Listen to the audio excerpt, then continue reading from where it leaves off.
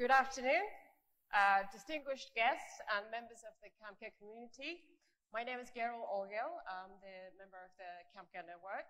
And today I'm very proud to bring to you another critical conversation, and this time it is on regional media. Here we've gathered some of the most senior and respected figures from the media sector who have dedicated decades of service providing diverse coverage of political, social, and economic affairs of the region. They've tirelessly worked to ensure that the latest development and stories from our region reach wider set of audiences. So let me introduce them first, each one of them. We have Assel Karaulova, and she's the president and CEO of Kazakhstan Press Club, which has a mission to support the integration of Kazakhstan with the global economy. And she's also the CEO of PG Communications. And I would like to also welcome Mr. Abakhon Sultonnazarov. He's the Central Asia Regional Director at Institute for War and Peace Reporting. He's also one of the chief contributors to Asia, which is one of the rising media in the region. And next, we also have Leonard at Eurasianet, as you are all familiar. He's been the Central Asia editor since 2015. Am I right? Yes.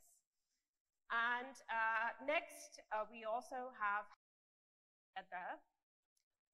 He's currently a correspondent at Asia Times, a pan-Asian news channel covering geopolitics and current affairs news. He also formerly assisted USAID's operations in Central Asia and Southeast Asia. So welcome.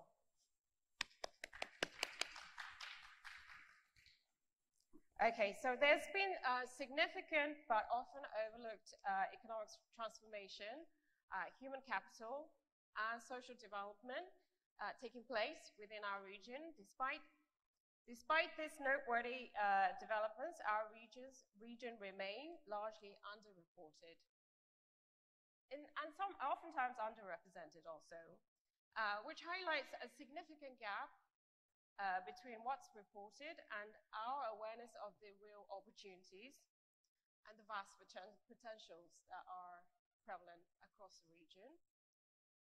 So the purpose of our conversation today is to explore ways in which we can close this gap.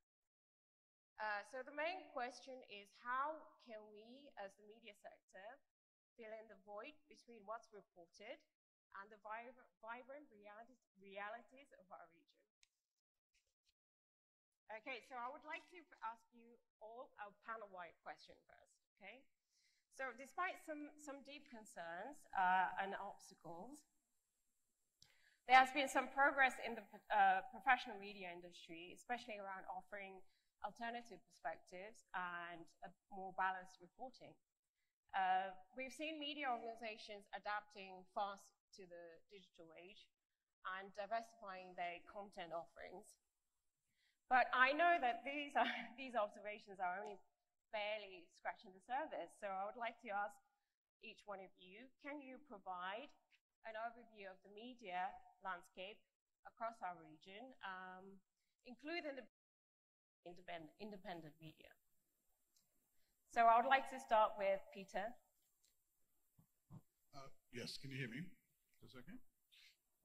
So I think it's always a bit difficult with these kind of meetings because kind of looking across the room, it's always a bit difficult to know where to pitch the talk in that, I think a lot of the things I'm going to be talking about may be very familiar. Nevertheless, I hope to have some insights of some interest. And so in order to try and put some bones on what you've asked, what I want to do is cast my mind back to some reporting that I did in addition to being an editor, so I work with the content of our correspondents in the region. I also will sometimes go into the field myself. And I remember one story that I reported in the beginning of 2021 in south of Uzbekistan. And the story was about a blogger, what's known as a blogger in Uzbekistan called Otabek Saturi. And he had been arrested and was being charged on a number of counts, ostensibly for blackmail and various assaulted offenses of that nature. But when I went down there, what I found, which was very interesting, and I ended up staying down in the south of Uzbekistan, in Termez, which is right on the Afghan border, for much longer than I expected, because what I discovered was this very lively blogging sort of ecosystem. And just to, not to run ahead of myself, the word blogging sort of has a meaning in the kind of Anglo-American context, but in Central Asia, specifically in Uzbekistan, it has a slightly different meaning, which is to say, if you have a Facebook account, or you have a Telegram channel, or you have a YouTube channel, and you're willing to use it and have opinions and put stuff out there, like that makes you a blogger. It doesn't matter that you have 10 followers or 100 followers or 10,000 or 100,000 followers. You're a blogger. And so it's a very sort of loosely used term, which can describe, your next door neighbor or someone who's kind of a national celebrity, arguably in some cases.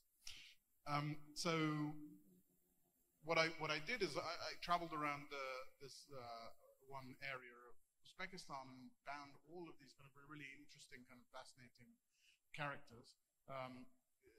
One lady I met at her job, she worked in a local utilities company in this kind of small town about an hour from Termez.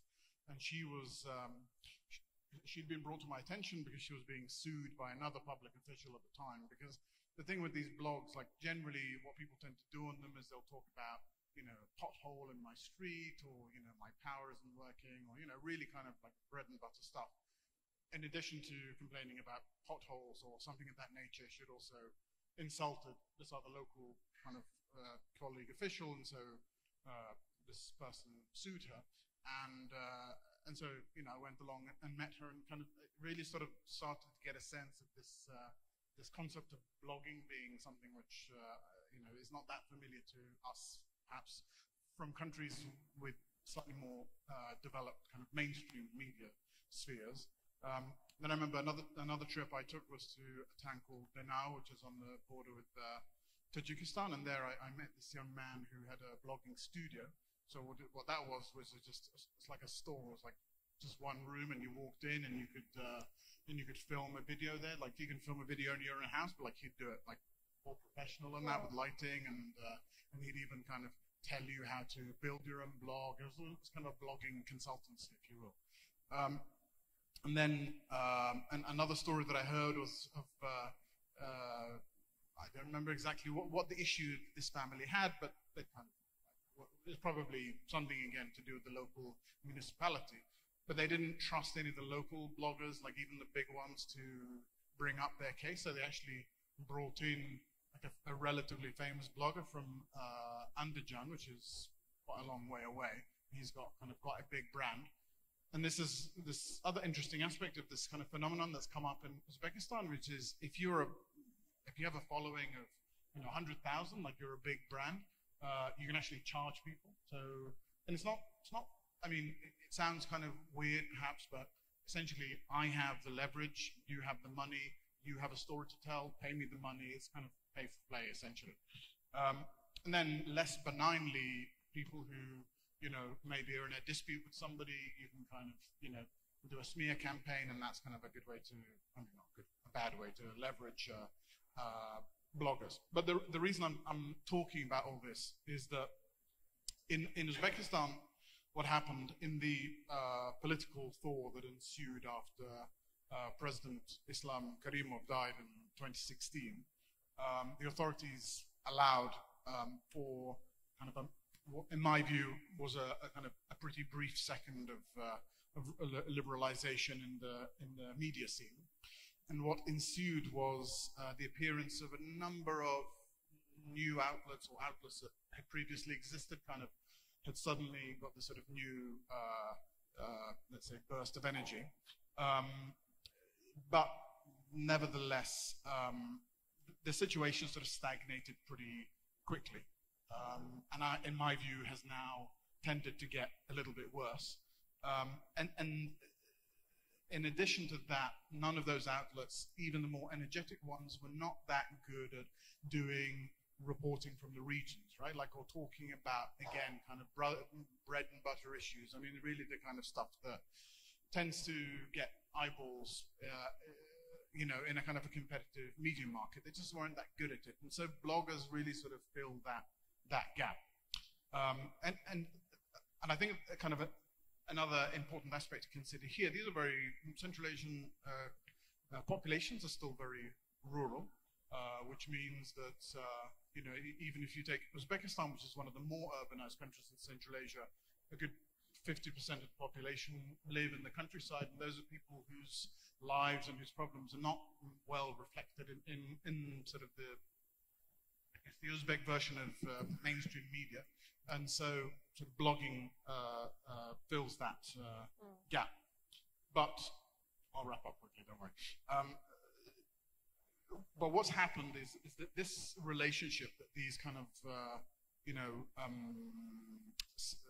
upstart citizen journalist bloggers have with the government at this time is quite negotiated, in that they have a certain amount of freedom, but not all that much freedom, so that the government continues to wield a cudgel, which they often use, as in the case of the blogger, which I began talking about to begin with.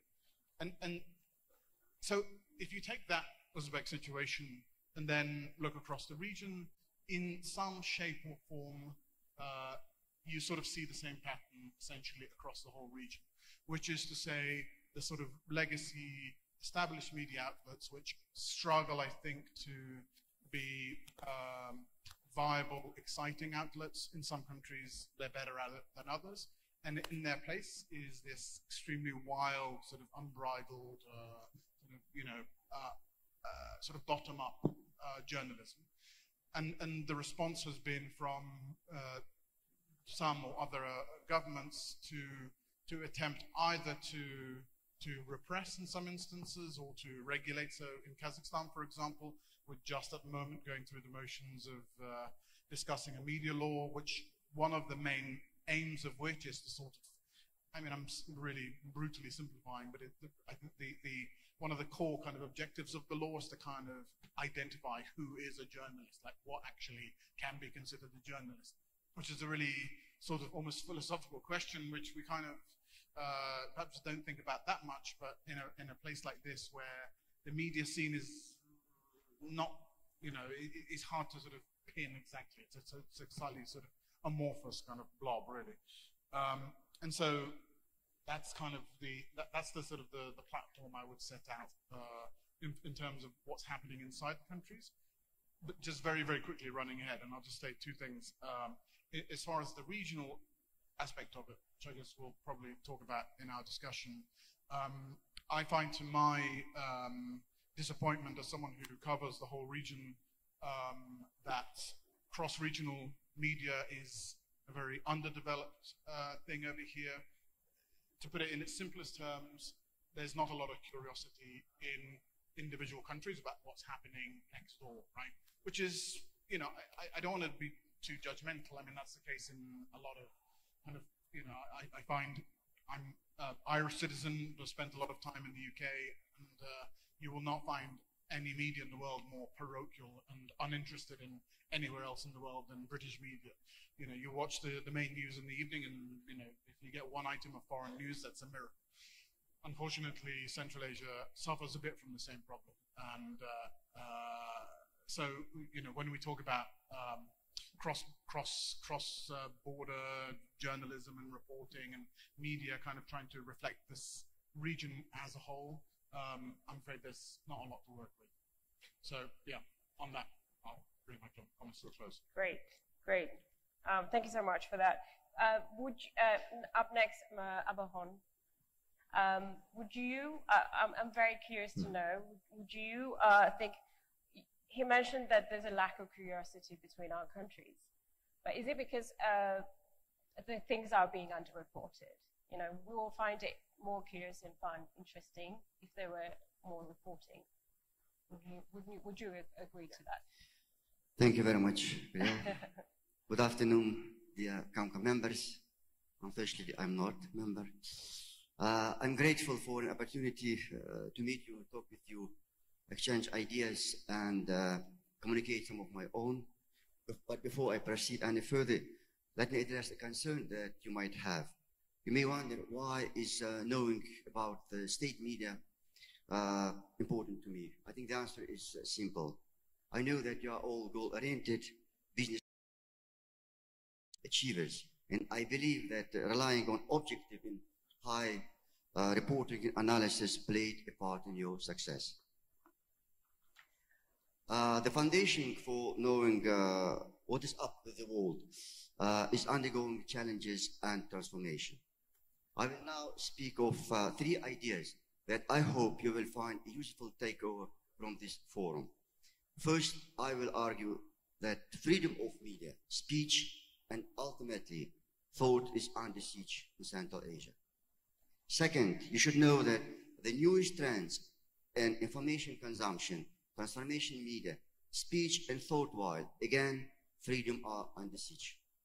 And third, I will argue that collaboration between people and media across the borders is a way of out of the dark place media find itself in. So ultimately, the battery was low. So ultimately, I will invite you to spare no efforts in supporting local media attempt to cooperate with colleagues across borders. This will benefit work of each and every one of you. So the next sub-point, I would divide my speech to different points. So the first, it's war in Ukraine, Russia propaganda, and local pressure. The world was terrified to see Ukrainian cities under siege by the advancing Russian forces. That was terrifying and traumatic thing to see. The Russian physiological siege of minds and hearts talks that has been happening in our region, Central Asia, for decades. It's not easy to see, but believe me, many in Central Asia feel it. The war in Ukraine has prompted talks about decolonization in the region. Yet the Central Asian states have difficulties in reducing dependence on Russia, because the region, our region has deep historical, cultural, economic ties with Russia.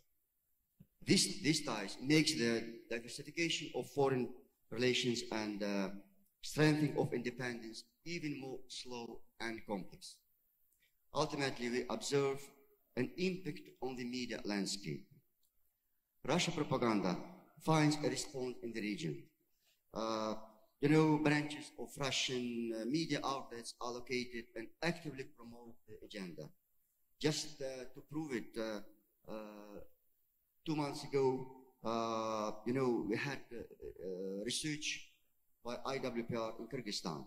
So we found that the public opinion in the country has been shaped largely based on Russia's information. One of the reasons is the availability of Russian media to the Kyrgyz audience. And we found that Russian propaganda in Kyrgyzstan has a great impact on people. Independent journalists really encounter pressure. Journalism remains a dangerous profession across all the Central Asia countries. Media representatives are persecuted both by authorities that they use repressive laws, and by unknown persons who use literally gangster method. You know, just some recent stories. Unknown persons in Kazakhstan torched and blew up cars of journalists. In Tajikistan, journalists are being detained and sentenced to imprisonment for 7 to 20 plus years. In Kyrgyzstan, online media are being blocked. journalists are being deported, and laws introducing censorship are being drafted. The next section, it's social media, artificial intelligence. So the new trend in information consumption transform media, speech, and thought, while, again, the freedom are under siege. It may be of no need to tell you how drastically the patterns of consuming information changed in recent years. You're all avid user of various social media and know advantages and disadvantages. And here I would like to share with you, I'm proud that our team, IWPR, has worked to quantify the transformation. We made an effort to understand how exactly the playing field changed. So conducting studies, the Central Asian Bureau for Analytical Reporting, CABAR Asia, an analytical platform by IWPR, has been successfully adapting the growing popularity of social media as an alternative source of information. In 2019, we conducted a research to understand how people in Central Asia listen, watch, and read the news on the internet. So according to this research, social media lead as the source of news. And CABAR Asia is striving to where its audience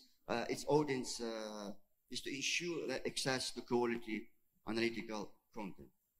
On the other side, most of our materials, content, it's heavy, it's analytical materials. So I would say we do repackage it, and that they are easy to perceive because people often tend to scan information superficially. Another thing that we need to discuss is the unpredictable nature of the challenges that are posed by the advance in artificial intelligence. Clearly, AI will have an impact on balanced, informed, and unbiased reporting, while the newest AI tools simplify and speed up our work. We don't know the full scale of challenges it brings. Obviously, the malicious actors will be able to use the new tools to spread more propaganda and disinformation. Unfortunately, I have to acknowledge that our region is far behind the front line on AI research. Yet there are various initiatives that I urge you to support. So another topic I would raise is, with all the challenges and transformation, it is clear that we need to be quick to respond. I will not leave you on a low note. I see a bright future, but only if the free media in our region are able to cooperate freely and gain a single regional voice. Regional cooperation of media outlets is very important because it gives a fuller and bigger picture of problems covered by the media. But I have to say that there are few media outlets trying to cover regional problems, or I would say to be a regional media. But again, it requires substantial financial and human resources. And most of cooperation, it relies on donor funding. And all funding, it comes from Western world. So when the project is over, the cooperation is over too.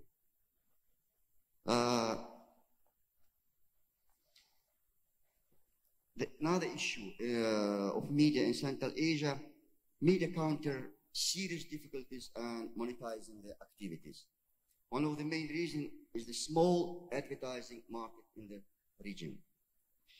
Alternatively, the media sometimes rely on public contracts, especially in Kazakhstan.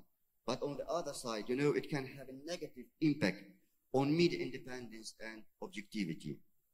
So new business and funding models should be developed and introduced for sustainable media development in Central Asia.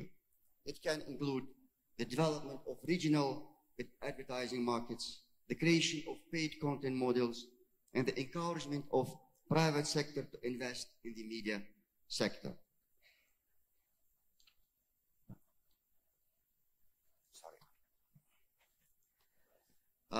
Another aspect preventing the emergency of a single regional voice is conflict-related enmity. You all know about unfortunately, the prolonged conflict between Tajikistan and Kyrgyzstan. And I have to highlight that local media outlets in our countries, reporters, journalists, they tend to violate journalistic trends, ethics, and standards.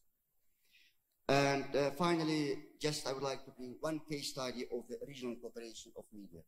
Do I have 2 more minutes? No, you can. Okay. Yeah. So for this, I invite you to consider the case of our analytical platform, Kabar Asia. What do we do, and why this model contributes to the emergence of a single regional voice? Our platform, Kabar Asia, gives a full picture of all countries. We involve journalists and experts from every country in cooperation. We raise social, economic, and political issues. We identify and analyze problems, draw attention to them, and facilitate solutions. We often write combined materials of any given topics, or we just prepare materials on the same problem separately for each country, which means we cover full picture of the region. Moreover, we arrange the cooperation of experts and journalists from various countries of the region. IWPR has always been committed to giving voice to all countries. We pay significant attention to the development of regional media and expert analytics in the region. We prioritize training and professional development of journalists and experts. For this purpose, we have created the Kabar Asia Media School, attended by talented young experts from the region.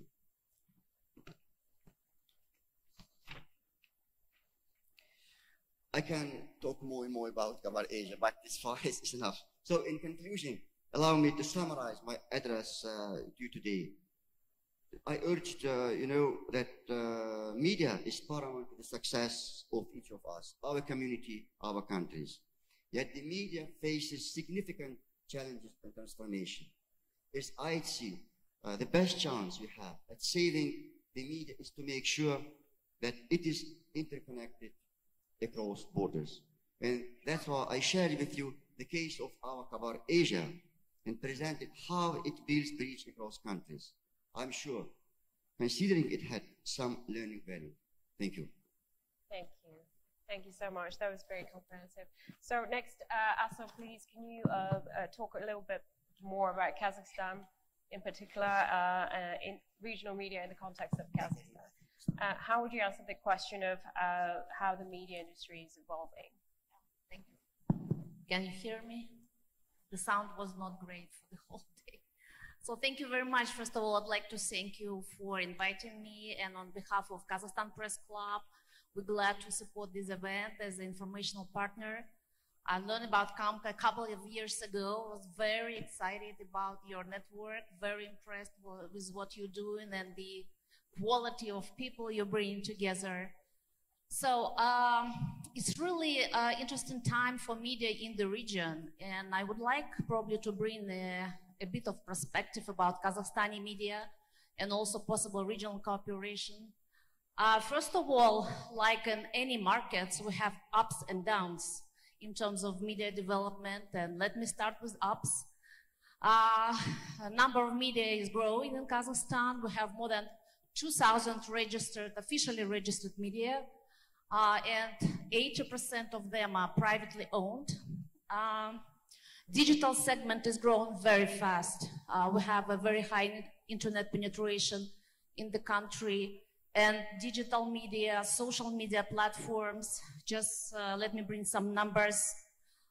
We have more than 11 million users of social media in Kazakhstan, 2 million on Facebook, more than 10 million Instagram, more than 10 million TikTok, LinkedIn more than 1 million, and so on.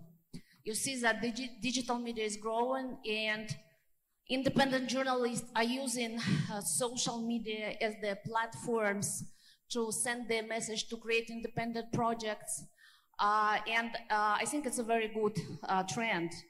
Also, we have a tremendous growth of Kazakh language media. You probably know that in our country we have Kazakh and Russian language media, and for the last 3-4 years, we have really tremendous growth of Kazakh media online and also digital media, and I think it's also a great trend. In terms of independent projects, we have a very well-known journalist who's launching the independent projects, mostly using social media, and I think it's the way for them to express their opinion, to be independent from the government funding. And in terms of country brand, Kazakhstan has been promoting itself quite good. We are on CNN, we are on Euronews, we build in partnership with different international media and organizations.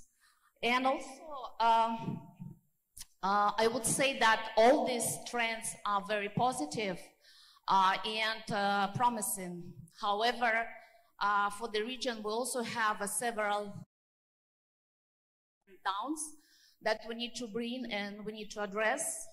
And the first one, and I agree with the previous speaker, is the presence of Russian media. They still heavily influence to public opinion in Kazakhstan, and we see that very like on everyday level. And I think we need to ban Russian propaganda media here in Kazakhstan, and especially those who promote hate. But unfortunately, they're still here, in opinion in many cases formed by Russian media. Another challenge is, in many cases, our media do not run their model as a business. So they mostly serve their founders and their investors rather than readers and writers. And there are very few so-called media managers that would really create a very good product, very good brand. And this is something that we need to work on regionally, I think. Also state money, interestingly enough, that government became the largest investor in media in Kazakhstan.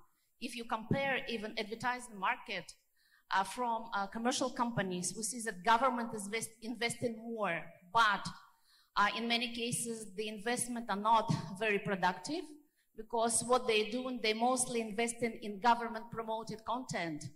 And this is, of course, the way to control media agenda. According to my numbers, last year, government invested more than $100 million into media market. And we think as the professionals that this state money need to be restructured. It's a lot of money, but they should be transparent, because it's our, as the taxpayers, we think they should be transparent. And the state money should more go into support of media, their infrastructure, their technical developments, their professional development, rather than agenda control. Also, we have such a challenge as a low level of specialization for media. For instance, Kazakhstan being an oil-rich country, we do have journalists who's covering oil segment. However, if we're speaking about other segments, it's still not a very heavy specialization. This is something that we need to work on. Also, unfortunately, in Kazakhstan, and also I think in other Central Asian countries as well, we don't see a very well recognized media brands like Al Jazeera, for instance. They build internationally recognized media brand, and this is something that we really need to address as a problem, because when the foreign investors and foreign politicians are just people, they read about our region, they read about Kazakhstan. I really don't know where do they get information from. There is no really huge and important and well-known media brands. Also, I think the issue is transparency of media generally. Things like transparency of ownership, things like corporate governance in media. I don't know about my colleagues, but in terms of Kazakhstan, we don't have any media that went to IPO, for instance, or, you know, they introduced a transparent system of corporate governance. And I think this is something that we need to work on, because Kazakhstan has been very good with capital market development generally. And you already heard today that we are pioneers in that in the region. And I think we need to develop media, and we need to bring them into capital market as well.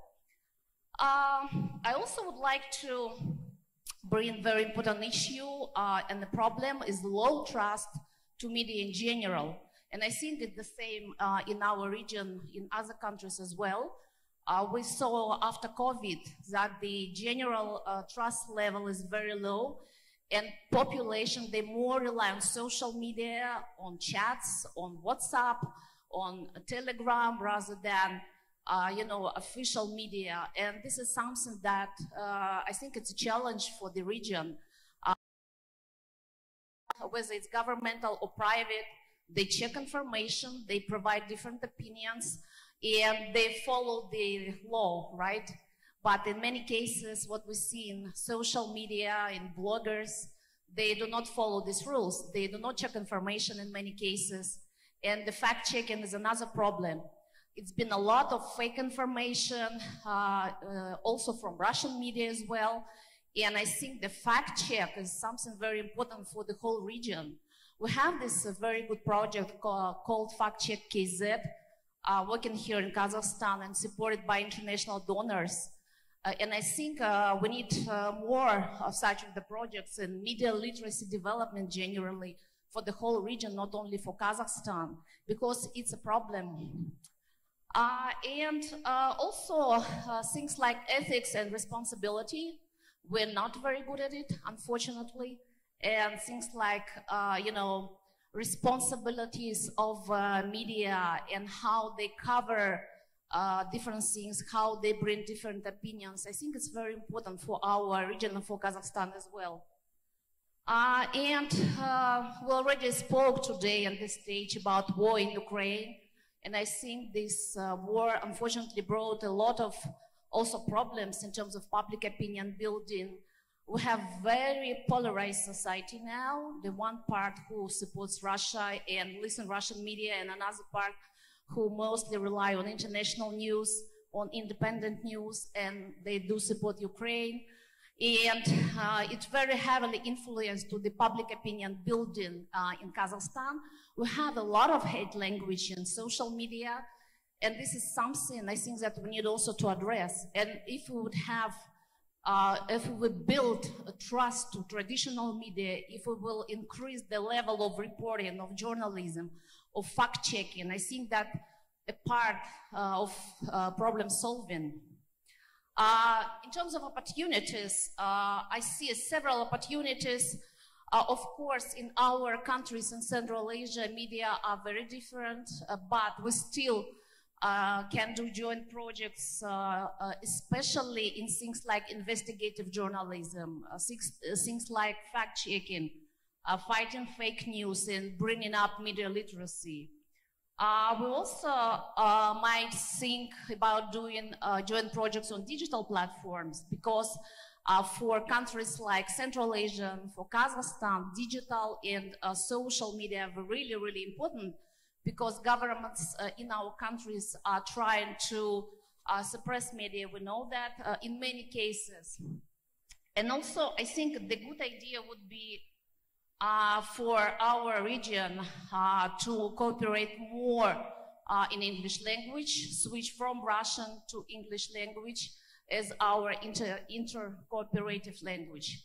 Well, and also my colleague mentioned advertising market, and I think that's also a very good opportunity. We might find ways to cooperate in terms of bringing advertisers to the whole Central Asia market, because advertising market in Kazakhstan is growing, but not very fast. We have maybe for the last year, we have about 2% growth in advertising market. And as I already mentioned, government is now investing more compared to corporate and to businesses. In general, I think we have a very turning moment now for the media in our country, and a good opportunity to build our own huge and important media brands, and of course to decrease our dependency on Russian media. Thank you. Great. Lovely. Before I reach to Javier, I would also like to speak for Mongolia. So Mongolia has also shared the similar challenges. Increasingly, about 73% of our population now consume media content on social media, which in itself creates a huge problem. There's a lot of citizens taking actions, taking matter into their own hands to report events by themselves, which creates, which led to the emergence of more fact-checking agencies, such as that. So it's a very similar phenomenon, I would say. So Javier, I have a slightly different question for you. So according to the book author of the book, How Asia Works, Joe Studwell, our region is characterized as being very introverted. Introverted, yes. What factors do you think contribute to this elusive state?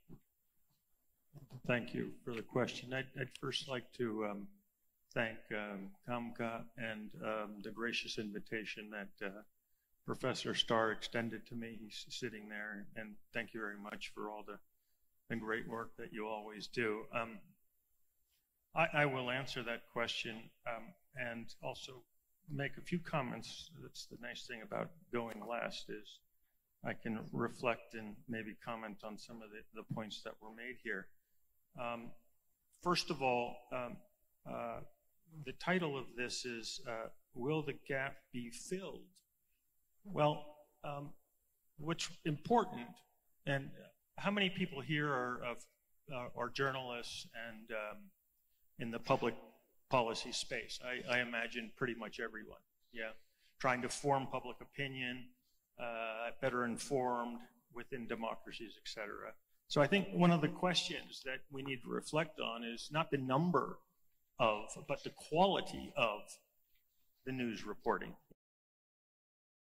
Right? I mean, who needs 100,000 news outlets if 99,000 of them are just a bunch of junk, right? And that's a subjective point. But that's I think something that is important. How do we sift through all of this to determine whether one is or another? Well, I think we need to reflect on, as well as on, just as in diplomacy you have responsible statecraft, yeah, we need responsible journalism. And I'll make a few quick comments on that. But that's something to, I think, lodge in our heads, that it's not just about getting a bunch of words on a piece of paper so that you can move to the next day and do something else. I mean, it has to be something properly written, interesting, you're capturing the correct information and communicating that information to those who would then be informed in order to make decisions or take decisions in their life, and in a democracy to vote. And so that really is a point I think that we need to get across. We mentioned briefly about propaganda. Well, there's propaganda all over the place. Right? I mean, and so it's not restricted to, and I'm not taking sides here, but I mean, there's Russian propaganda and there's Anglo-Saxon propaganda. Right? I mean, if you go to the UK, I mean, you have basically, the Daily Telegraph, the Guardian, the London Times, the Economist, or if you go to New York, I mean, to the US, it's pretty much of a single line, right? And so you may agree with that, but I don't think we should say one is propaganda and one is another. One is maybe harmful, one is not harmful, but we need to have the criteria in order to distinguish them, right? And so we have to be careful. And also I would say that I would be very careful in banning, if we're for freedom of the press, I would be very careful about recommending banning the press, any press. I mean, I think that's something we need to reflect on. Yeah, even if it's, a South African press, we should be careful about banning South African press or any press in any country in the Southern Africa, for example, because you don't like what the politics of the South African government. Namibia may not like that. The other thing I would recommend is that when we're writing, we listen and we question the orthodox view, very clear, and then go to the sources. If you want to write about what Richie Sunak is talking about, listen to Richie Sunak. If you want to know what Macron is saying, listen to what Macron is saying. And if you want to listen to what Professor Starr is saying, read what Professor Starr is saying and writing. Try not to read all this secondary stuff that you should read, but that's also something that take into account. So, we should be careful not to be advocates versus truth tellers. Yeah? It's very easy to be an advocate, but what is a truth teller? Right? We are reporting as opposed to the opinion. I'm on the opinion piece, so I got more flexibility, right? I can try to interpret, but when you're reporting, you're presumably reporting to be able to communicate information which is достоверно, правильно говорю, right? So that you can make a decision. And then another thing I think is very important in reporting, and this would go to all the countries, is be positive. Try to be positive, not negative. Yeah. Try to be constructive, not to tear down. Right? It very often works better anyways if you're trying to achieve the objective, whatever you're trying to achieve. Right? I mean, be, уважение. Правильно? I mean, be a little bit respectful of the others when you're reporting, especially if you really disagree with their views. Right? And so I think that's an important component because things tend to be very negative in reporting. And so at least that's my impression. So, and then just finally is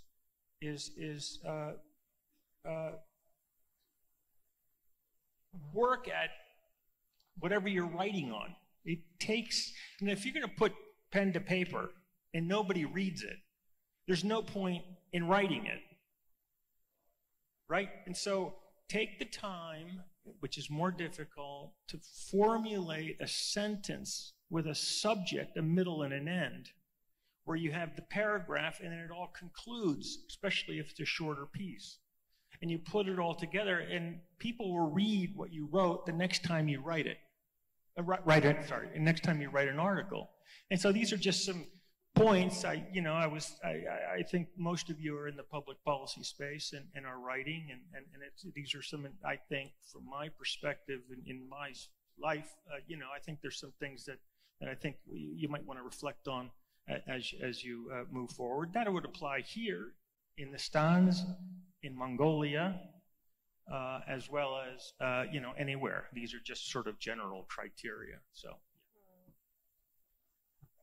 great, thank you. So, can I just make a very quick point to what you said? Very quick. When I spoke about banning Russian propaganda, I said that in Kazakhstan, unfortunately, the level of Russian propaganda is very high. We still receive all Russian channels. And I'm not talking about cultural programs or musical programs or films, movies. I'm talking about especially, those TV programs that promote hateness and promote propaganda 24 hours. You know, these famous guys, Solovyov and all of these guys. I think they should be banned here because I agree that propaganda exists in all countries, of course. But it's like on a different levels. At least in the West, in US, you have a bipartisan media, you have different parties, you have different NGOs and grassroots, and you have different media. But in Russia, of course, all my friends, journalists, independent journalists, they left the country because they were supposed to go to jail up to 10 years. And, I'm talking about Soviet-style propaganda. I used to live in Soviet time, and this is exactly the same. So I'm talking about this type of propaganda TV shows. I'm not talking about generally banning like all media who speak and deliver message in Russian. Thank you. Just one more question. Okay, so I have one more question to Peter. So Peter, you clearly are very thoughtful towards the challenges of the region. I have a slight personal question to you, which is that what motivated you to persist in your current role as a journalist and as also a primary pundit for the region?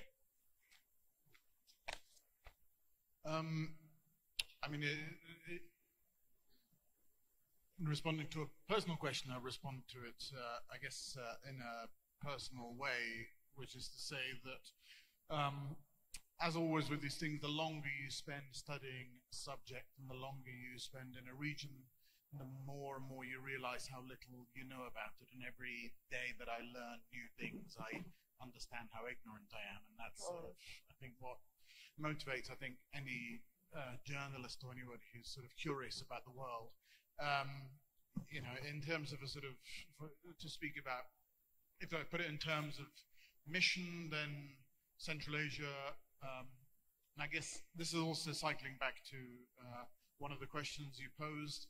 Central Asia is extremely badly underreported, I should say. I mean, the website I work for, and that's the whole sort of agenda that it kind of was conceived with, which is the former Soviet Union collapsed and 15 countries emerged from it. And so typically the big media outlets tend to send all of their journalists to Moscow. I mean, I worked as the AP's Ukraine correspondent just shortly after the last Maidan, and even then, and this was when the first war started in Ukraine, even then I was one of a handful of international journalists in Ukraine, which was a big international story at the time, meaning a full-time journalist. Of course, people were constantly cycling in. So the point of our website is really to provide coverage of a nature which just simply isn't there because the international organizations are simply not interested. And I worked for AP also in Central Asia for 5 years, living in Almaty. When I quit, I wasn't replaced. So I'm irreplaceable, I guess. But I mean, the situation now is even more grim than it was when I was here for the AP way back when. So, I feel a personal responsibility to fill in some of these gaps. And the thing is that the way that Central Asia tends to get covered in English language, tends to be a lot of this very high altitude geopolitics, Central Asia, great game, all that kind of stuff, which, which is important, of course. I mean, that's one aspect of the story. But I personally, I'm as interested in, in whatever social media fad is going on, and in the kind of the things that in the day-to-day stuff. I really think those things all sort of aggregated together tell us a much richer, fuller story than, pulling out the big maps and sort of drawing pipelines and, whatever else. So, yeah, I don't know if that answered the question. But thank you so much. So yeah, I mean, exactly what he said. I mean, sometimes we often get bogged down with the challenges and forget to talk about the opportunities, right? So thank you so much. So we have our next question coming from our fellow from Afghanistan. We were originally planning the session with an Afghan panelist also, but he unfortunately hasn't been able to come. So I would like to ask you to fill in the shoes. Zafar Hashemi, please ask, or if you have a comment, please.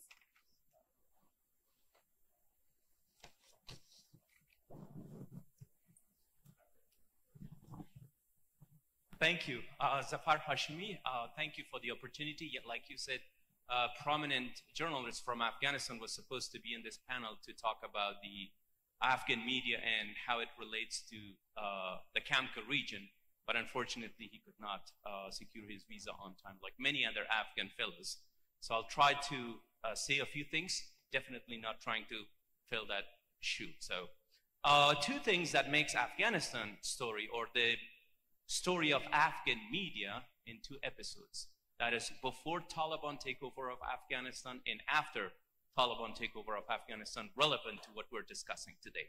And the first one is the prior takeover. Afghan media was often looked as one of the major achievements of 20 years of intervention in Afghanistan, because it was like a shining light and an example for many, many countries in the region as to how journalists were able to independently, professionally conduct themselves, question authorities, in the ultimate goal of finding the truth.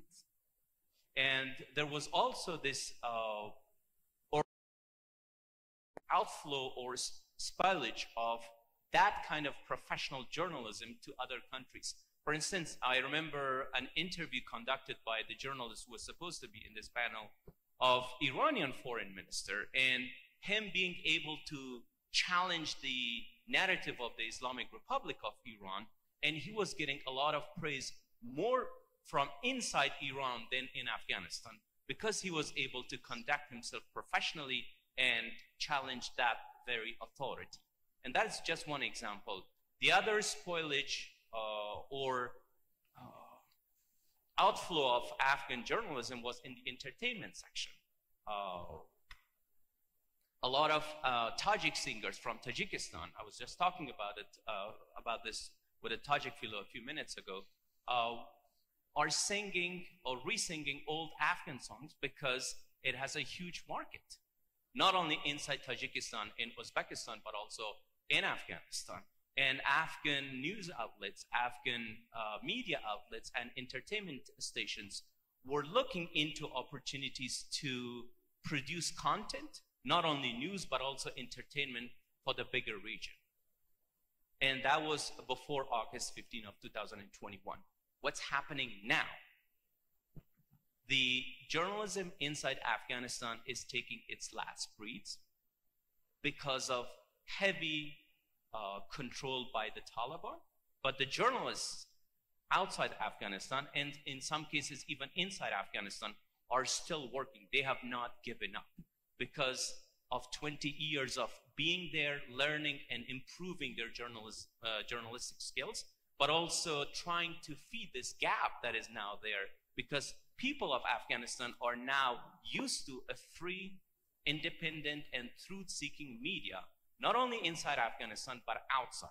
So there are a number of prominent Afghan journalists who are establishing these news outlets through satellite and online to fill in that market, that gap.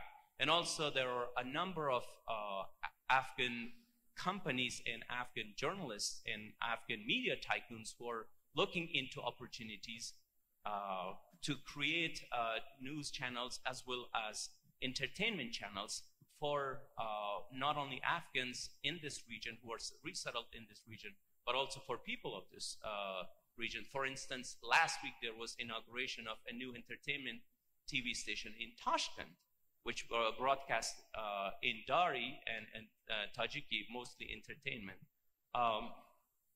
But the challenges are there because two things for journalism in Afghanistan. One is the control by the Taliban, as well as lack of access to accurate and timely information. And the second part is sustainability. Some of the journalists are able to secure some funds, like seed money, but it's very difficult and, all of you know, extremely expensive to run an independent media outlet. So those are the challenges. One thing that is still hopeful and proving to be very effective is citizen journalism from inside Afghanistan with use of social media, mainly Twitter. Are not able to report independently in the news outlet that are still inside Afghanistan, but they are using pseudonyms and using anonymous sources to put out information that we are not able to get otherwise. And that is the only avenue. And there is a fear that the Taliban are going to stop social media as well. But the reason that they have so far not done so is because they are tech savvy. The Taliban are tech savvy, heavily rely on social media as well as these new platforms to promote their narrative and to use to justify what they are doing to the people of Afghanistan. Wonderful, thank you. Thank you so much. So I think our session is coming to a close, but I would like to ask each one of you a very short question, which is that what could be, so let's ideate together. So in terms of building a more stronger and unified regional media, what could be one thing that you would suggest us doing to support the sustainability of your media channel? So for CAMCA and Eurasianet and for everyone else, what could be the one thing that we could be doing to support in terms of providing sustainability or I mean, I would say the first thing that needs to be done is for the conversation to be had. I know I'm as allergic as some people are to too much talking shop stuff. However, in order to understand the answer to the question we've posed, we need to ask the right questions and then find the answers to them. And you know, I've been in situations working with journalists across the region where I say to two people, like, okay, you two guys get together and think about how to tell a story that straddles, you know, both of your countries. And people just often have a mental block in this because they have no model on which to base that kind of reporting. And so I think the first thing that needs to be done, I think, is for, you know, workshop it, conference it, whatever it is. Okay, what kind of stories do we need to be telling, first of all? And then I think that you know, this speaks to a broader problem, which is, you know, I think Javier kind of got it as well, the ability to tell stories, to really kind of weave these compelling narratives.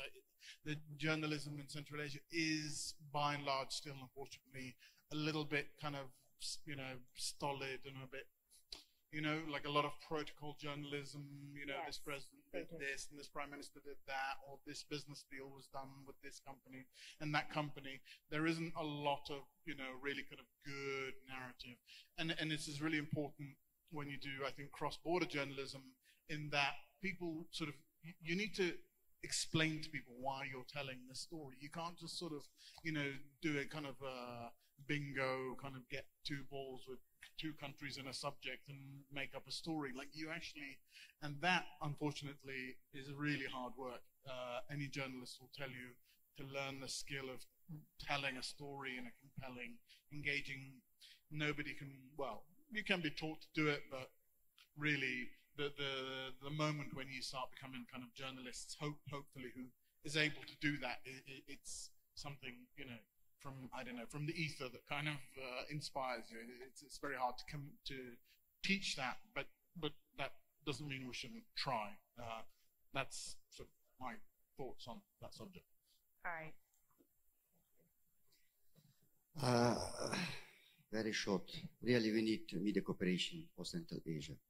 But last event we had in our region, you know, it's some kind of lesson learned for us that during these 30 years of working international organization on capacity building of local media, I'm not satisfied, because, you know, when it comes to any any issues, so journalists, media, we do forget about our ethics, our standards. So we see here some pseudo patriotic.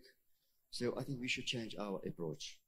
First, the second, I think there should be more business approach for local media, because this with funding from, you know, funding grants, as I said, it's when grant is over, the project, the cooperation is over too. So I know that we have 5 stands, but at the same time we're completely different. You know, we cannot compare Tajik media or Kyrgyz with Kyrgyz media, or Kazakh media with Uzbek media. So maybe we could start with some kind of specific media specialized on ecology, on science, on medicine, do not touch political or sensitive issues. But working 30 years with different grants from, I don't know, it's, how do we call it, media literacy, fact-checking, information. You know, it's, I think we grew up too many media tourists. Thank you. I've got it. Okay, thank you. Well, I would agree about, I agree with you, but I just want to bring a couple of things. First is capacity building for media. Well, it's broad, but capacity meaning professionalism run as a business model, and also professionalism of media, of journalists, and fact check and so on. So capacity building is the first thing, and I think we could do a lot of this in terms of like cross-regional cooperation, and also support from international organizations as well. And second, I think very important is what we call citizenship journalism. I think it's very important for all of our regions. We just mentioned the development of social media, and I think the one way for, to fight,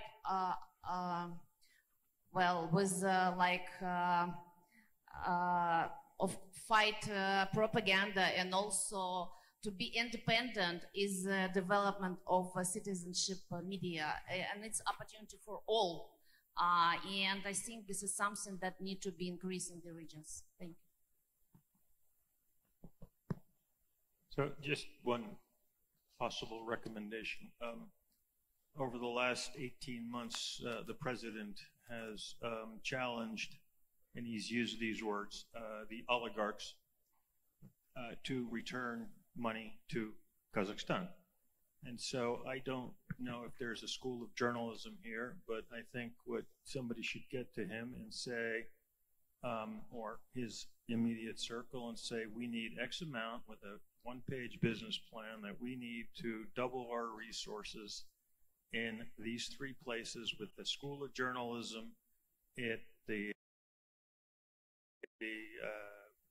Nazarbayev University, and it's going to cost $10 million, and then and then you just lay it all out, and then that covers capacity building, and you have all the facilities and everything you need, and then you bring in the people and the teachers and the professors, and you get it all done, and you invite folks, and that would be something that might be worth pursuing.